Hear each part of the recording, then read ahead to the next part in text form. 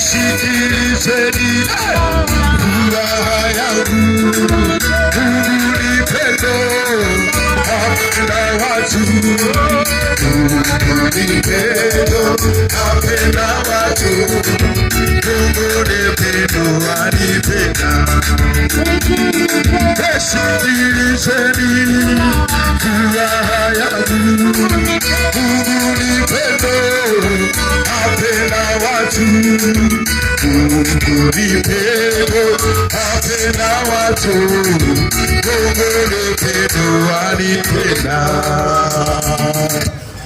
Chapia Bwana Yesu makofi. Haleluya, haleluya, haleluya, haleluya. Wakazi wa hapa Chila, haleluya, haleluya. Mungu awabariki sana rafiki zangu bodaboda hapo. Naona umekaa kwa neema kubwa kabisa kabisa kabisa. Mungu awabariki sana.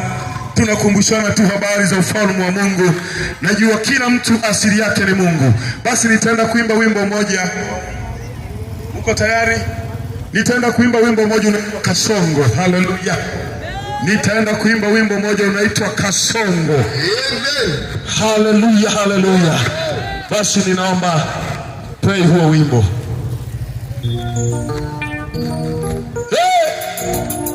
Ongeza sauti. Kasongo uko spidi, Kasongo ukamatiki, Kasongo na kutafuta. Uko wapi? Uko wapi? Kasongo binti mzuri, Kasongo mbona wewe unajiuza?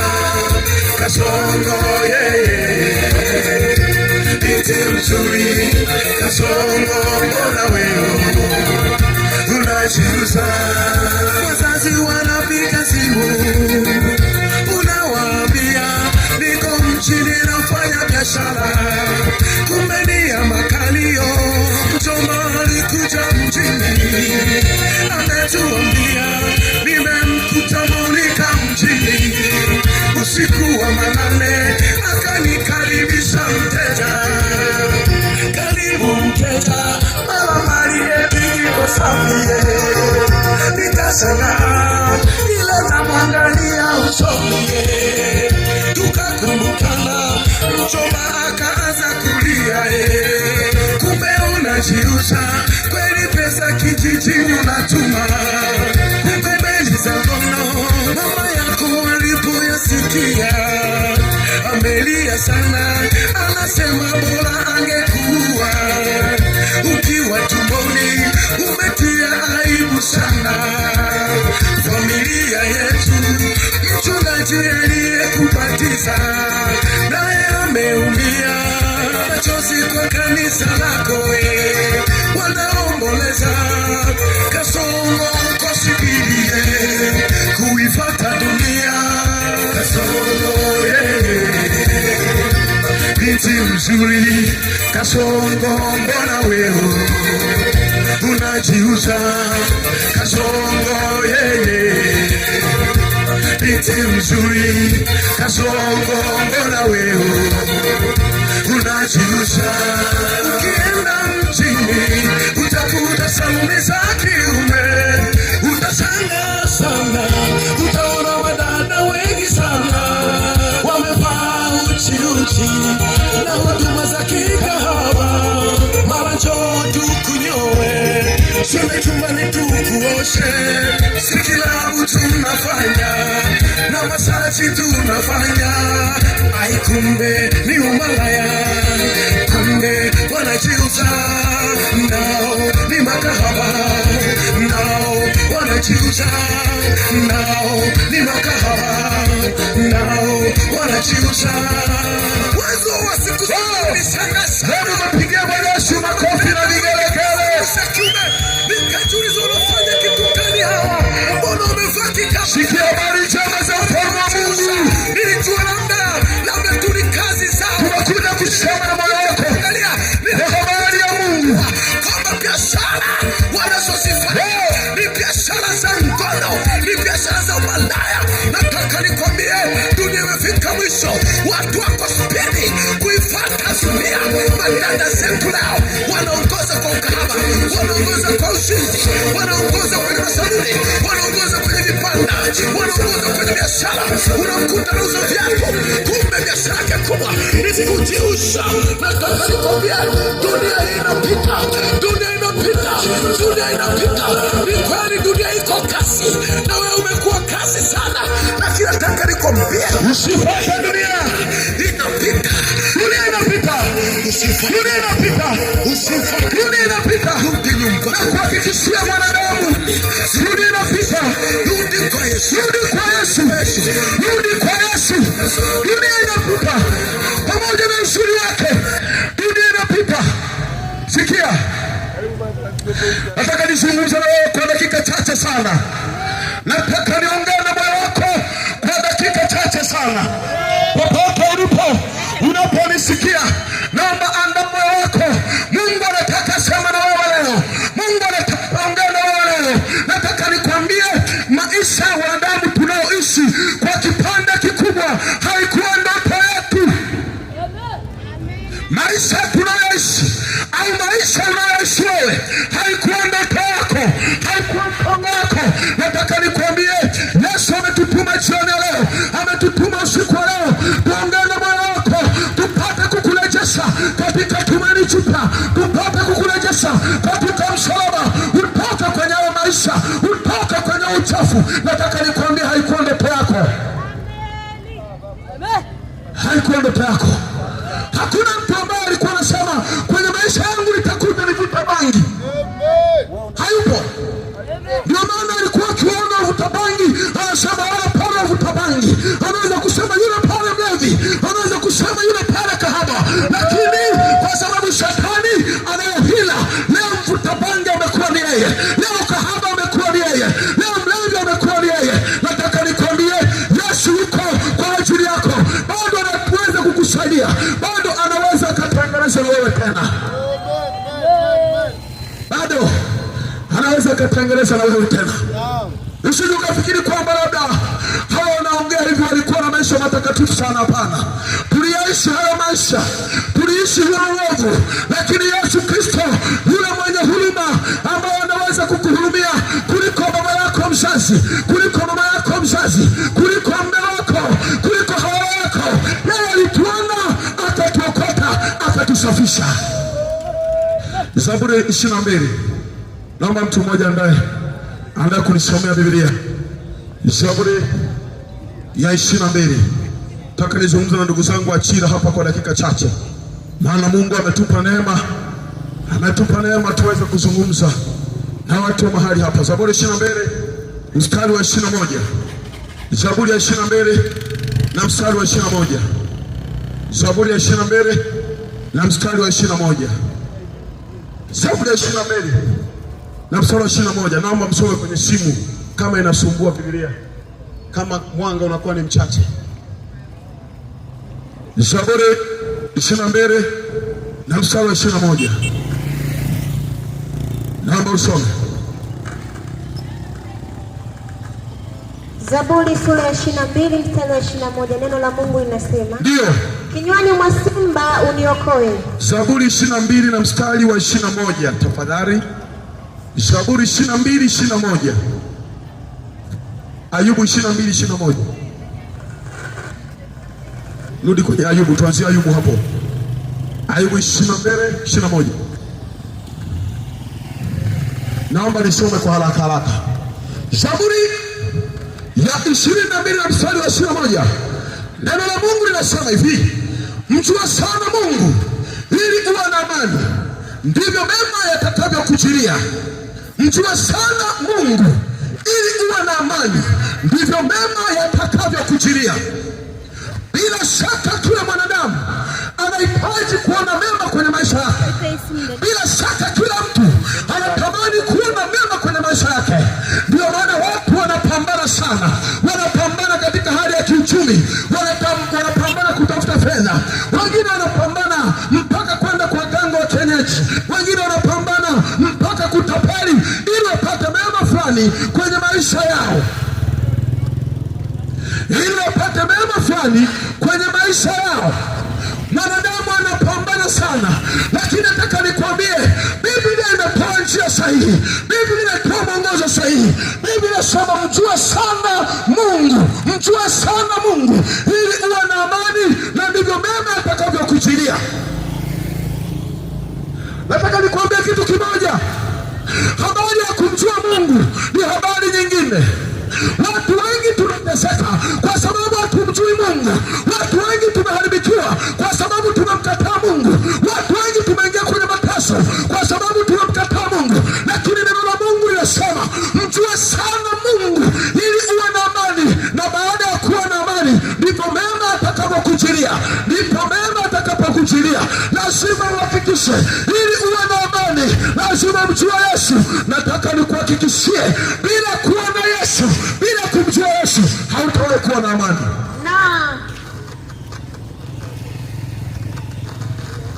Naomba unasema hiyo mic. Mpaka nitakapokuruhusu. Uwe tu na utulivu. Bwana Yesu asifiwe. Bwana Yesu asifiwe. Ayubu anatoa mwongozo, anasema mjue sana Mungu ili uwe na amani. Nataka nikwambie, unaweza ukawa unajua vitu vingi, unaweza ukawa na elimu, unaweza ukawa unajua vitu vingi, lakini bila kumjua Yesu hautakuwa na amani. Kuna watu wana fedha, kuna watu wana mali, lakini hawana amani. Watu wanafikiri kwamba ukiwa na wingi sana wa fedha utakuwa na amani, na kwa sababu hiyo wengine wanaamua kufanya tabia chafu, wengine wanaamua kujiuza. Yaani mwili wako unaugeuza kuwa ni biashara. Unafikiri ukipata fedha utakuwa na amani. Unafikiri ukipata fedha utakuwa na amani. Nataka nikwambie, tangia umeanza kushika hizo fedha umekuwa na amani gani? Matokeo yake kwenye moyo wako una majuto na mateso, una mahangaiko ya milele. Una mahangaiko ya milele. Mimi nakwambia hapa ni mmoja mtu ambaye niliwahi kumiliki fedha. Nimemiliki fedha nyingi, zaidi ya milioni 300, 400 nimemiliki kwenye akaunti yangu, lakini jambo moja tu ambalo lilikosekana kwenye maisha yangu, ilikosekana amani. Ilikosekana amani. Fedha haiwezi kukupa amani. Amani ya kwanza inaanzia kwenye kumjua Yesu. Amani ya kwanza inaanzia kwenye kumjua Yesu. Amani ya kwanza inaanzia kwenye kumjua Yesu. Amani ya kwanza inaanzia kwenye kumjua Yesu. Unafikiri ukiwa na wingi wa mali utakuwa na heshima? Unafikiri ukiwa na fedha utakuwa na heshima? Unafikiri ukiwa na mali ndivyo utakavyokuwa na amani? Wako wangapi wana mali lakini wana mateso? Unashuhudia watu kadha wa kadha wakijipiga risasi na mali wanazo na kila kitu wanacho, lakini ndani yao hakuna amani. Lakini Ayubu anashauri, Ayubu anasema mjue sana Mungu wako ili uwe na amani, na ndivyo utakavyokuwa na mema. Usifikiri fedha italeta amani. Usifikiri fedha italeta amani.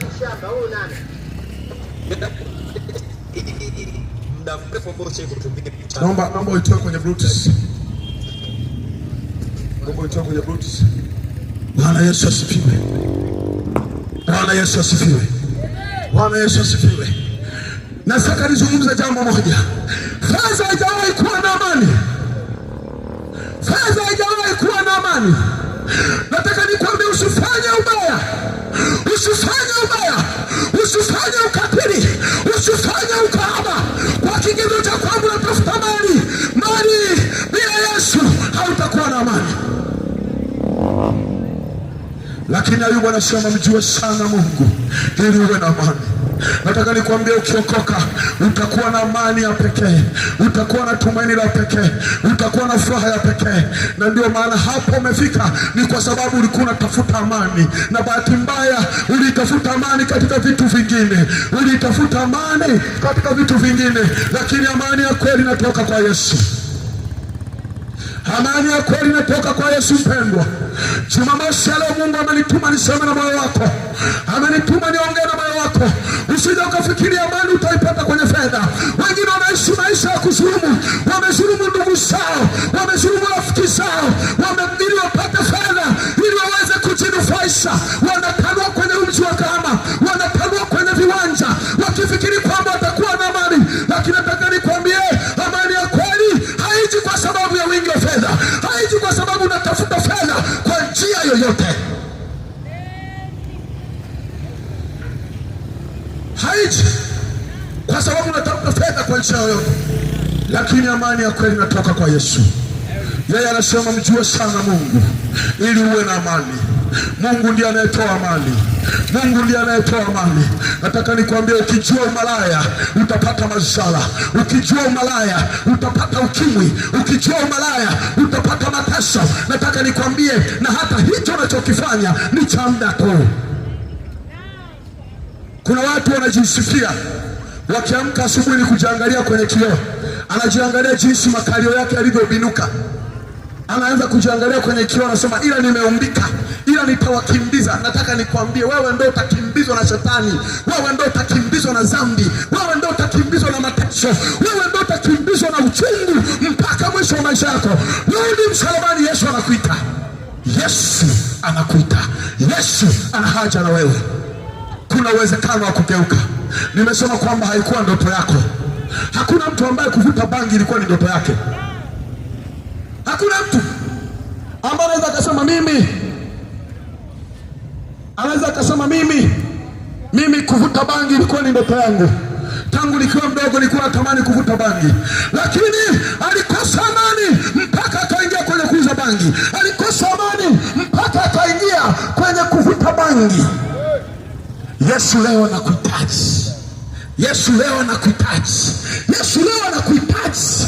Yesu leo anakuhitaji. Anataka abadilishe maisha yako. Yeye bado. Kuna mtu mmoja alisema, najaribu sana kuacha pombe lakini nashindwa. Nataka nikwambie,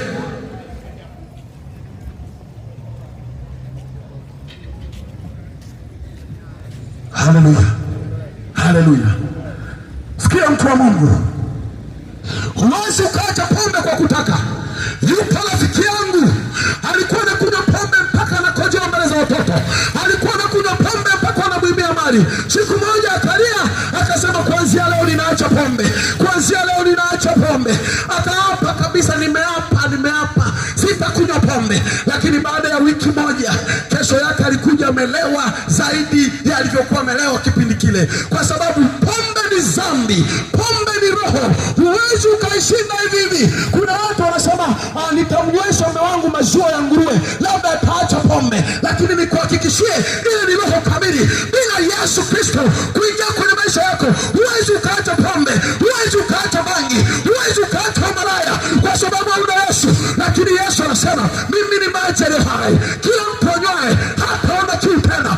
Ukimpokea Yesu, kiu za malaya inakata, kiu ya pombe inakata, kiu ya sigara inakata. Huwezi ukaacha. Mimi nilikuwa na tabia ya kufanya masturbation. Ngoja nitoe ushuhuda. Nilikuwa na tabia ya kufanya masturbation.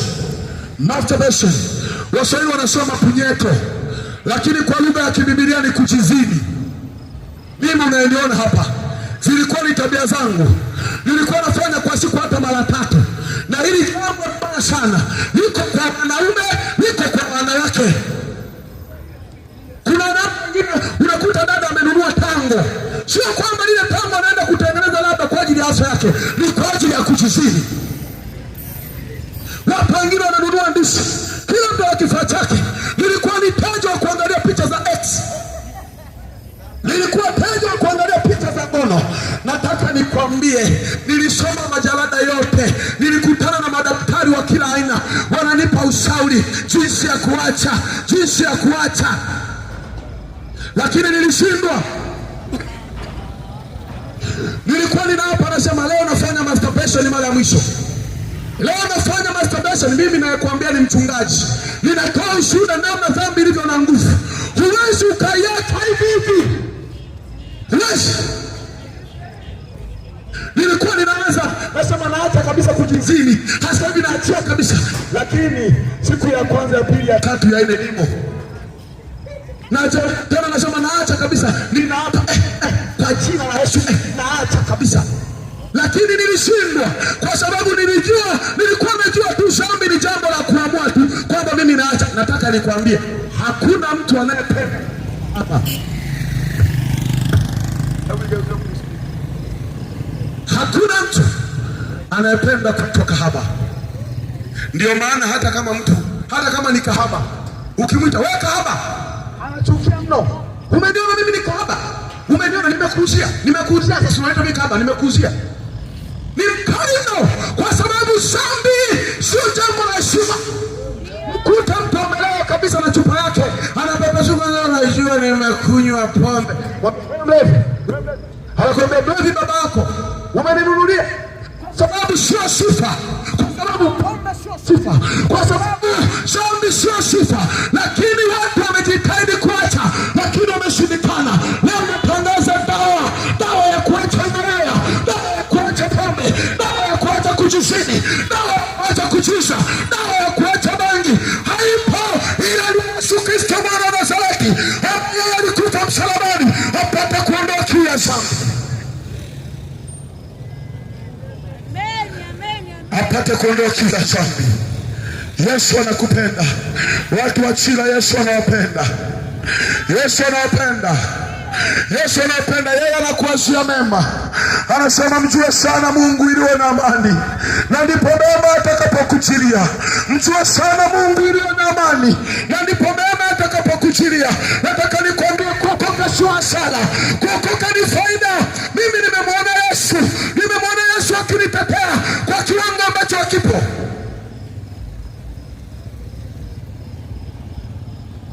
Yesu bado ana mpango na wewe. Yesu bado anakuwazia mema. Yeye anasema rudi msalabani. Anasema rudi msalabani. Hebu endelea kusoma hiyo Ayubu 21:22. Soma sasa 22:21. Ayubu 22 mstari wa 21 hadi 23. Naomba rudie kusoma hapo. Ndio. Ndio.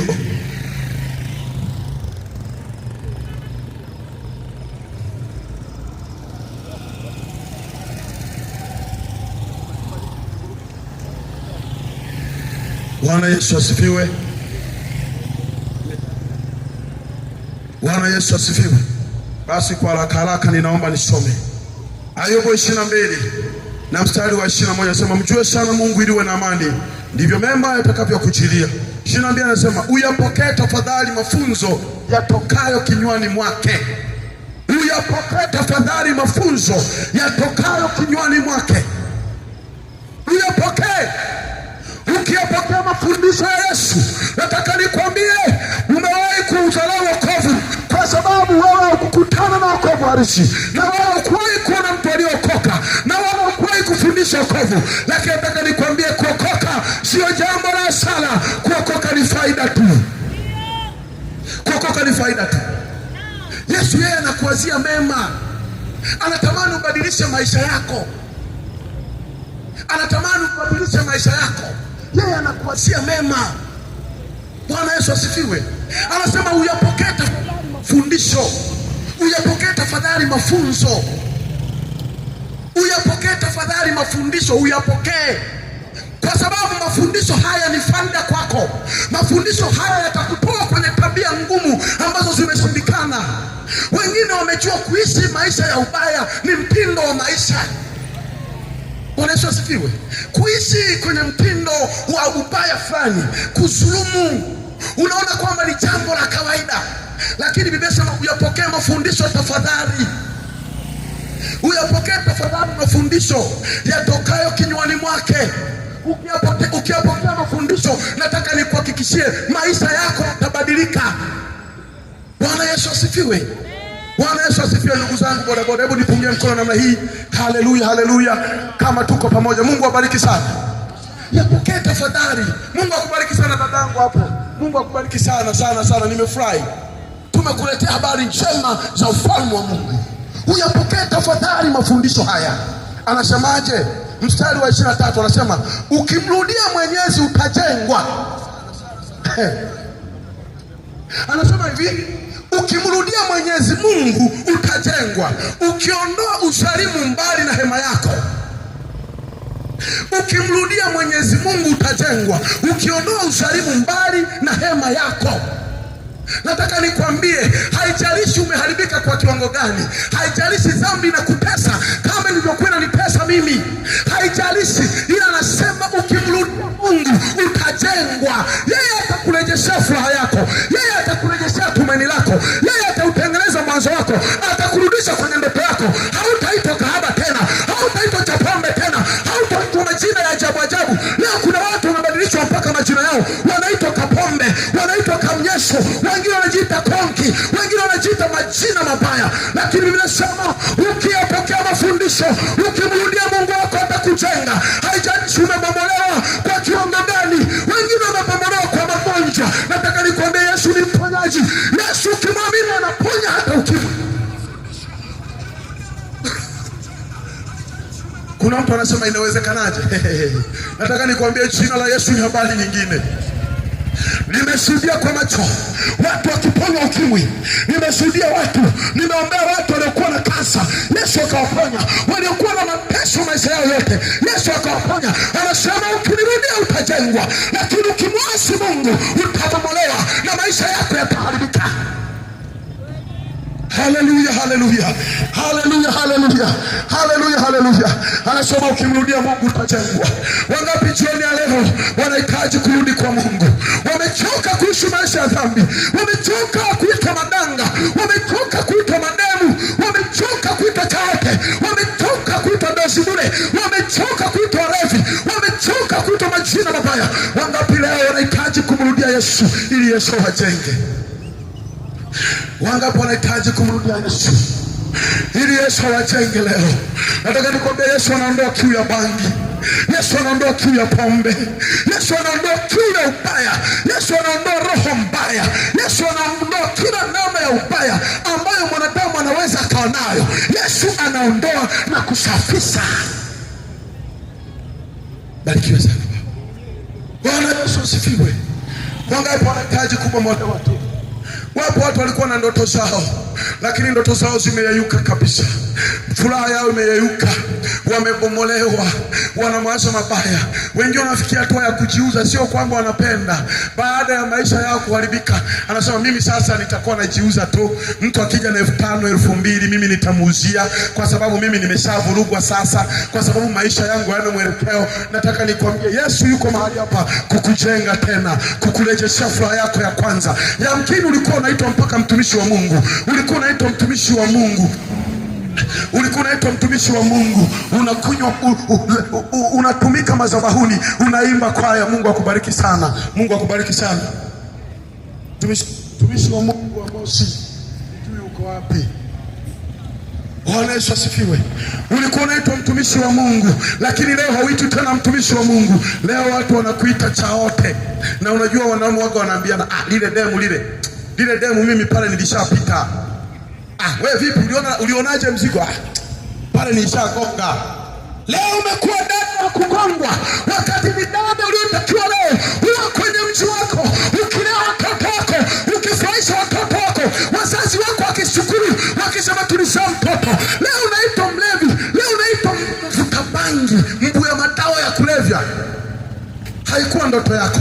Yesu anasema ukirejea utajengwa, ukirejea utajengwa, ukirejea utajengwa, ukirejea utajengwa. Na kutangazia habari njema za huyu Yesu ambaye alitukuta sisi tumebomolewa, alitukuta sisi tumechoka, alitukuta sisi tumelemewa na ubaya wa kila namna, lakini Yesu alitusafisha, Yesu alitubadilisha, Yesu alitutengeneza. Ukirejea utajengwa. Ndivyo neno la Mungu linavyosema kutoka kwenye Ayubu 22 na ule mstari wa 23. Anasema ukirejea kwangu utajengwa, ukirejea kwangu utajengwa, lakini ukikataa utaangamia. Na hii dunia unavyoiona inapita. Unajua, ngoja nikwambie kitu kimoja.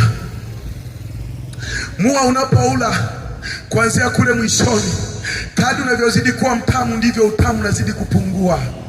Dunia leo unaiona kuwa ni tamu, lakini kwa kadri inavyozidi kuwa tamu ndivyo inavyokupeleka kwenye mauti, ndivyo inavyokupeleka kwenye mauti. Bwana Yesu asifiwe. Huwa napenda sana unabii wa sigara. Ngoja nifafanue kidogo. Unajua sigara ilivyotengenezwa automatically ndio inatofasiri maisha yako yatakavyokuwa. Kwa uvutaji wa sigara kule mwishoni kwa kule mwishoni huo kameweka ka sponge, si ndio? Kameweka ka sponge fulani hivi ili hata unapoweka mdomoni hivi unakuwa unasikia vizuri.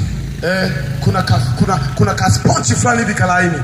Lakini baada ya pale kale ka sponge pale katikati unakutana sasa kuna hizi tumbaku ambazo kimsingi zinakuwa ngumu ngumu, lakini kadri unavyozidi kuivuta ndivyo moto unakukaribia.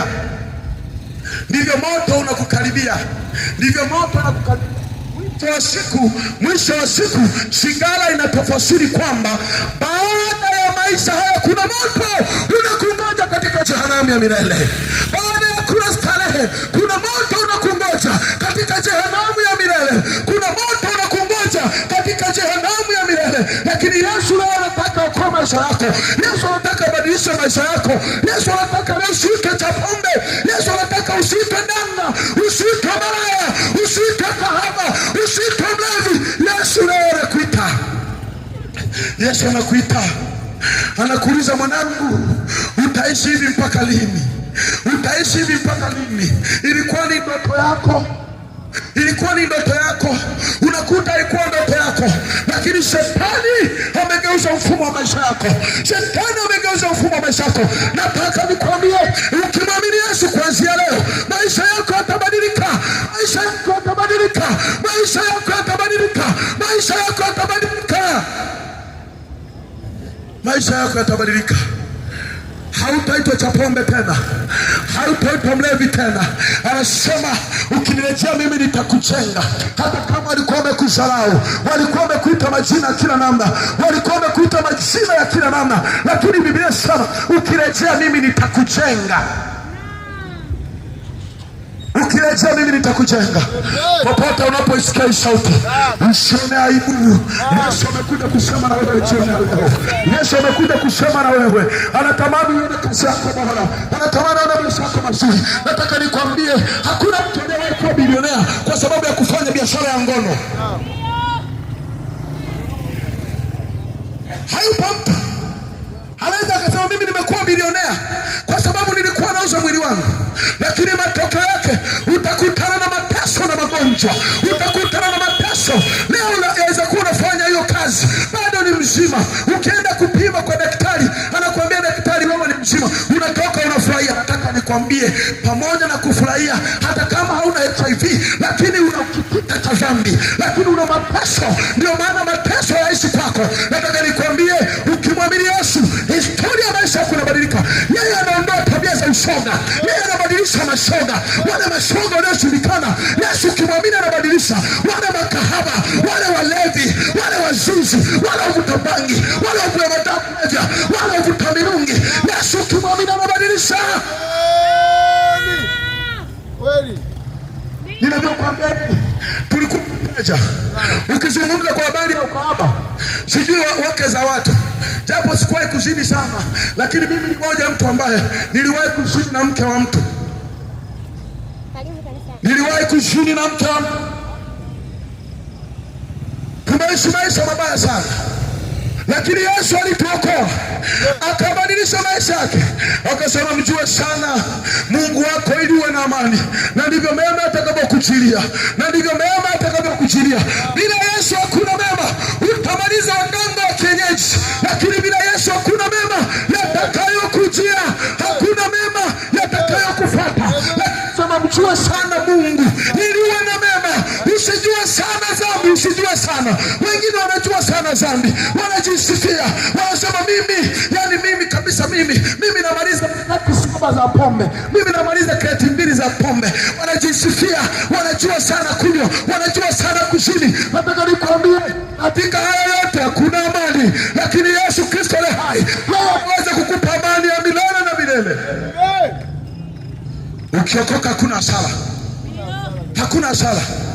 Mimi tangia nimeokoka sijawahi kujuta, na sio kwamba nahubiri nipate data. Hapana. Mimi nafanya kazi zangu.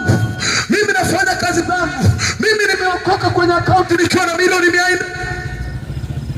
Ili ujue Yesu ni wa thamani. Nimeokoka kwenye akaunti nikiwa na milioni 400. Pamoja na kuwa zina fedha, lakini moyoni mwangu sikuwa na amani, sikuwa na tumaini. Nilikuwa naona mateso, nilikuwa naona kuhangaika,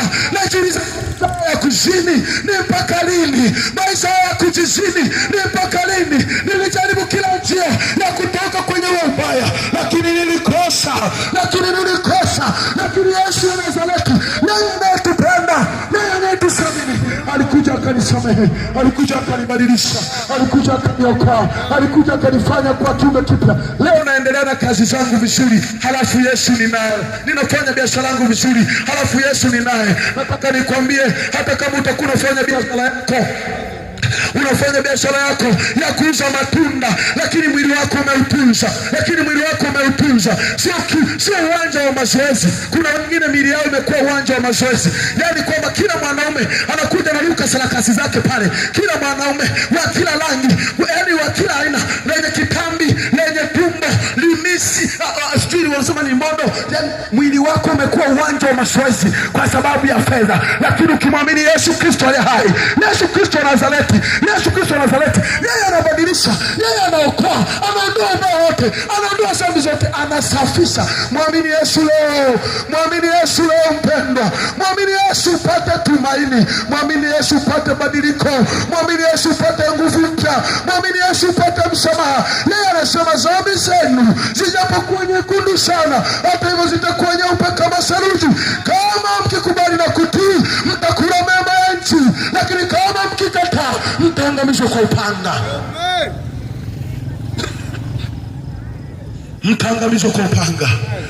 Mtaangamizwa kwa upanga.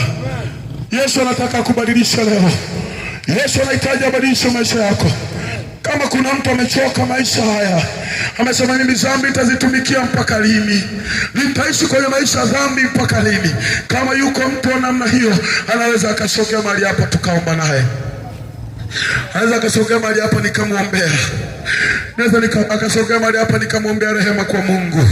Anahitaji kubadilisha maisha yake. Anasema mimi haya maisha ni mpaka lini? Nitaishi haya maisha mpaka lini?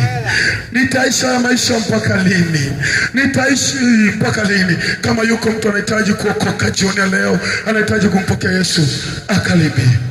Mungu akubariki sana rafiki yangu. Yesu ni mwema. Kama yuko mtu mwingine anatamani tuombe abadilishe maisha yake siku ya leo, anaweza akasogea mahali hapa tunapoimba wimbo wa kuabudu. Anaweza akasogea mahali hapa. Naomba weka biti la kuabudu, tuombe kwa dakika chache. Unaweza ukasogea mahali hapa tu, nikakupa maelekezo, nikakupa namba za simu, na baadaye tukaanza safari pamoja, ukiendelea kupata mafundisho ya wokovu, ukiendelea kupata mafundisho ya ujasiriamali.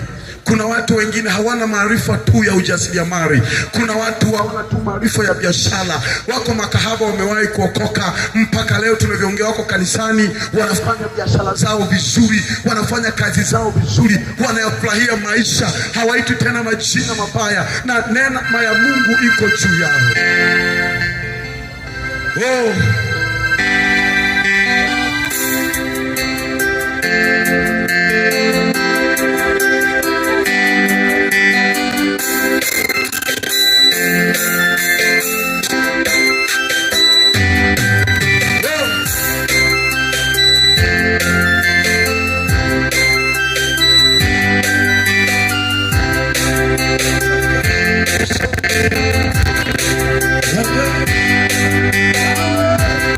Nataka kusema nawe,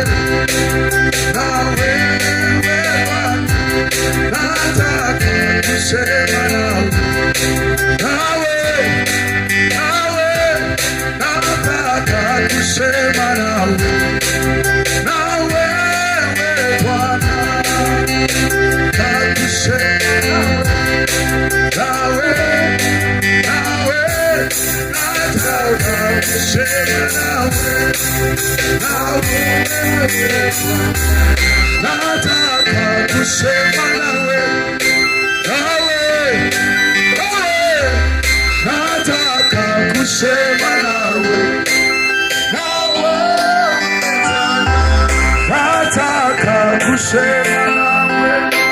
Zima tu hiyo maiki. Nawe nataka kusema nawe, nataka kusema nawe,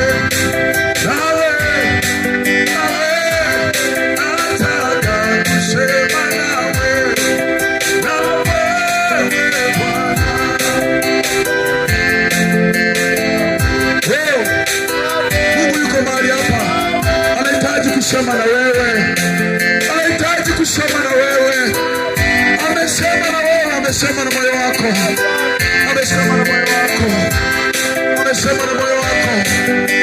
Unaweza ukasogea tu mahali hapa, unaweza ukasogea mahali hapa tukaomba, unaweza ukasogea mahali hapa ukaokoka na maisha yako yakabadilika kuanzia leo.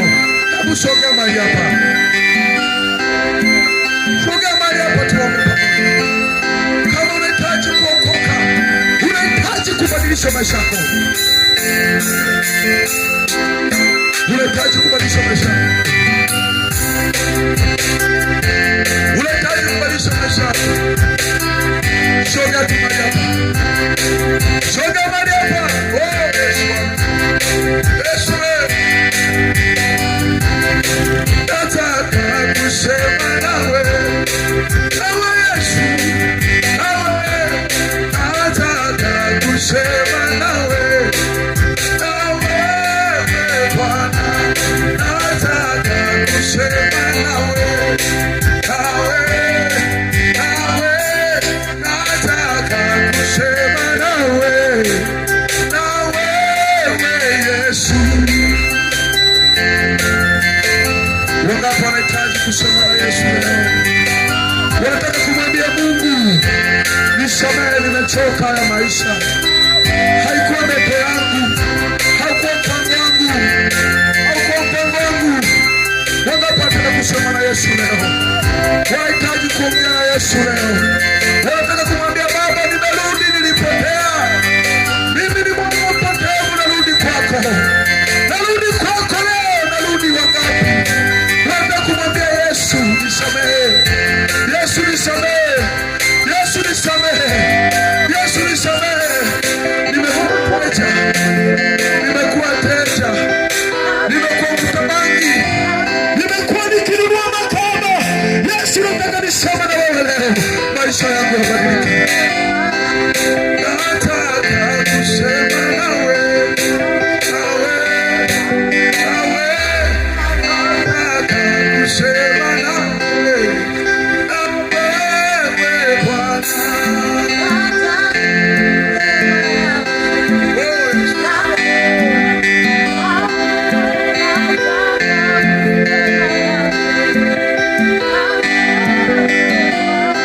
Unaweza ukasogea mahali hapa tukaomba. Mungu abariki sana. Msikuchukua ndugu zangu. Mungu akubariki sana. Mungu akubariki sana baba. Mungu akubariki sana. Naomba sauti kidogo ipungue. Bwana Yesu asifiwe. Namshukuru Mungu kwa ajili ya ndugu zangu hawa. Kwanza amechukua maamuzi sahihi sana. Nakumbuka siku naokoka mimi, kuna rafiki zangu walianza kunicheka. Wakina Samueli, yupo kijana mwingine anaitwa Eli, walinicheka sana. Lakini mpaka tunavyozungumza hivi, maisha yao ukiwatazama mpaka unaonea huruma. Ni watu ambao wameharibikiwa kabisa. Yule mwingine Samueli, alienda migodini maeneo ya Tabora kule, alipokuwa amekunywa pombe akawa anagombania mwanamke wa mtu, akapigwa ngumi, meno yote wanasema meno ya sebuleni yakawa yametoka. Pamoja na hayo yote, bado anaona dhambi kuwa ni tamu. Nataka niwaambie kwamba ukimpokea Yesu hakuna hasara. Yeye anabadilisha maisha. Mungu awabariki sana kwa kitendo hicho au maamuzi hayo ambayo mmeamua kuyafanya. Basi naomba tu muinue mikono yenu, rudie haya maneno na baadaye nitawaombea, nitawapa maelekezo mawili matatu na baadaye tutaendelea kufundishana habari za Mungu. Hebu rudia maneno haya, sema: Bwana Yesu, Bwana Yesu, naja mbele zako. Nimekiri hadharani wewe ni Bwana, wewe ni Mungu. Karibu tu baba, unaweza ukaungana nao tu hapo uliyesimama nyuma, ukainua mikono yako, kaendelea kuombea kama umekuja kuokoka. Sema: wewe ni Mungu, ninaomba rehema, naomba unisamehe kwa ubaya, uovu, dhambi nilizozifanya. Leo nimejua ya kuwa wewe ni Bwana, wewe ni Mungu. Leo ninaokoka, ninaacha ubaya, ninaacha dhambi. Nisamehe Yesu, nisamehe Yesu, nisamehe Yesu, nisamehe Baba, nisamehe Bwana. Nilitenda kwa kutokujua, lakini leo ninarudi kwako. Unisamehe Yesu, unihurumie, badilisha maisha yangu, nifanye kwa mtu mpya. Ondoa roho ya dhambi, ondoa roho ya ubaya. Kuanzia sasa nikaitwe mtu wako, nikaitwe mtumishi wako. Jina langu liandike katika kitabu cha uzima, liondoe katika kitabu cha hukumu. Yesu nisamehe, kuanzia leo nimekukiri hadharani. Na wewe Bwana usinikane hadharani, usinikane katika ufalme wako, usinikane katika dunia hii. Nimekuamini wewe, nimekuamini wewe. Ondoa kiu ya dhambi, ondoa kiu ya ubaya, kwa jina la Yesu, kwa jina la Yesu, kwa jina la Yesu. Amen. Naomba ufunike macho yako, shusha mikono yako. Naomba ufunike macho yako, nikuombee. Baba, katika jina la Yesu Kristo aliye hai, Mungu mwenye nguvu, wewe ambaye ulisema akiokoka mtu mmoja tu, mbinguni ni sherehe, malaika ushangilia. Mungu uliye hai, leo watumishi wako hawa watatu wamekuja mbele zako, wamekuja mbele zako, wamekuja mbele zako, wamekuja mbele zako. Mungu ninakuomba wapokee, Mungu ninakuomba wapokee, kwa kuwa ndio kazi ya msalaba, kukitafuta kile kilichopotea. Baba, katika jina la Yesu ninawaombea watumishi wako hawa, kwa ushuhuda huu wameamua kukukiri wewe Bwana hadharani. Mungu uliye hai, Mungu uliye hai, ninawakabidhi mikononi mwako, wala adui shetani asiwarudishe nyuma tena, asiwafute nyuma tena, bali wewe ukawe Mungu wao, ukawe mwalimu wao, ukawe kiongozi wao. Na waweka mikononi mwako, maana imeandikwa, kilicho mikononi mwako hayupo awezaye kukipokonya. Na waweka mikononi mwako shetani na hila zake, shetani na dhambi zake, shetani na ubaya wake, hana nafasi tena juu yao, katika jina la Yesu, katika damu ya Yesu, katika damu ya Yesu, katika damu ya Yesu, katika damu ya Yesu, katika damu ya Yesu. Mungu uliye hai, ninaweka mikononi mwako Baba, katika jina la Yesu. Namweka kijana huyu mikononi mwako. Mungu ameamua kukuamini wewe, ameamua kukuamini wewe katikati ya dunia iliyokukataa. Mungu ameamua kukufuata wewe, unayajua maisha yake. Mtetee, msaidie, msaidie kwa damu ya Yesu, msaidie kwa damu ya Yesu, msaidie Bwana, mtetee. Namweka mikononi mwako, kuanzia sasa akawe mali yako, akawe kwenye ufalme wako, kwa jina la Yesu Kristo hai. Mungu uliye hai, namweka kijana huyu mikononi mwako. Mungu, unajua ni wewe ndio umemvuta na kumwonyesha njia ya kwamba wewe unaweza kumsaidia, wewe unaweza kumsamehe, katika jina la Yesu Kristo hai. Namweka mtumishi wako mikononi mwako, majira haya na saa hii na muda huu Bwana, namweka mikononi mwako Bwana. Kuanzia leo akawe mtumishi wako, akawe chombo chako, ukamtetee Bwana, ukamsaidie, ukamwokoe kwa damu ya Yesu, kwa jina la Yesu Kristo hai, katika jina la Yesu. Wewe ni Mungu uliye hai, namweka mikononi mwako Baba, katika jina la Yesu. Namweka mtumishi wako mikononi mwako. Mungu, unajua maisha yake Baba, ninakuomba kama ulivyonipokea mimi niliyekuwa mchafu, niliyekuwa nimelemewa na dhambi za kila namna, lakini ukanisamehe. Mungu, namweka mtumishi wako mikononi mwako. Kuanzia leo historia ya maisha yake ikabadilike. Bwana wa majeshi, akaitwa kwa jina lako, akaitwa kwa jina lako. Namweka mikononi mwako Bwana. Leo ameamua kuamini, ameamua kuokoka. Bwana, ukamtunze, na kilicho mikononi mwako hayupo awezaye kukipokonya, katika jina la Yesu Kristo hai. Ninamweka mikononi mwako Bwana, umkumbuke Bwana, umwokoe Bwana, umwokoe kwa damu ya Yesu, kwa jina la Yesu, kwa jina la Yesu, kwa jina la Yesu, kwa jina la Yesu uliye hai. Mungu, naweka mikononi mwako, uwatetee katika jina la Yesu Kristo aliye Bwana na Mwokozi wa maisha yetu. Wote tuseme amen. Hebu mchapie Bwana Yesu makofi na vigelegele. Mungu awabariki sana. Mungu awabariki sana.